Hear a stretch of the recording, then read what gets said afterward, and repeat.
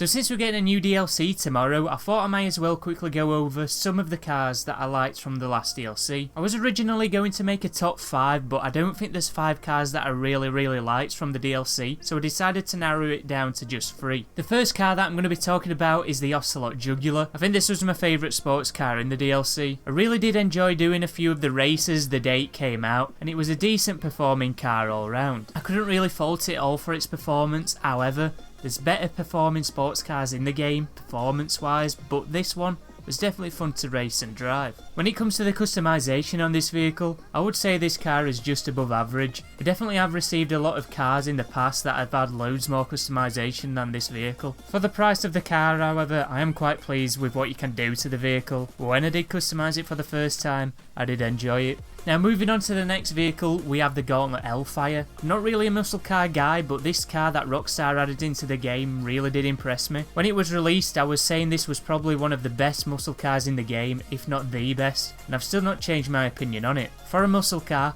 I think it performed alright, however it wasn't the greatest as there is a few things that let it down. I don't really want to spend too long talking about the performance because this vehicle really isn't in the video for it. This vehicle is based off of the Dodge Challenger SRT Demon and the Chevrolet Camaro. I think Rockstar did a fantastic job of combining these two vehicles together to make a car that is recognisable but also unique at the same time. When it comes to this car's customization, I think Rockstar did a fantastic job. This car was definitely one of my favourite vehicles to customise in the entire DLC. I'm normally not one to be impressed by muscle cars, but Rockstar really did please me when they added this car into the game. Now this next car is probably my favourite from the DLC, and this is the Benefactor Krieger. I know that the Emirates is a similar car to the Krieger in terms of performance, but I don't really like how that car looks. Anyway, this car feels as if it is glued to the road sometimes. I really do enjoy doing races in this vehicle because it offers an exhilarating experience, something that can only be offered in high-end supercars in the game. It's always interesting when they add cars like this into the game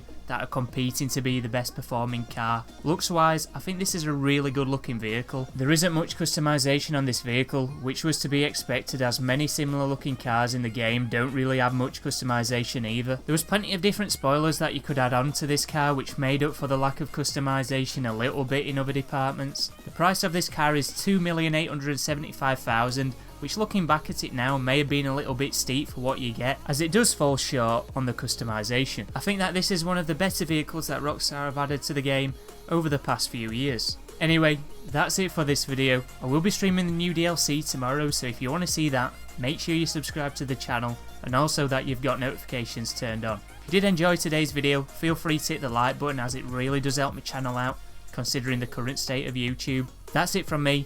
I'll see you guys in the next video. Goodbye.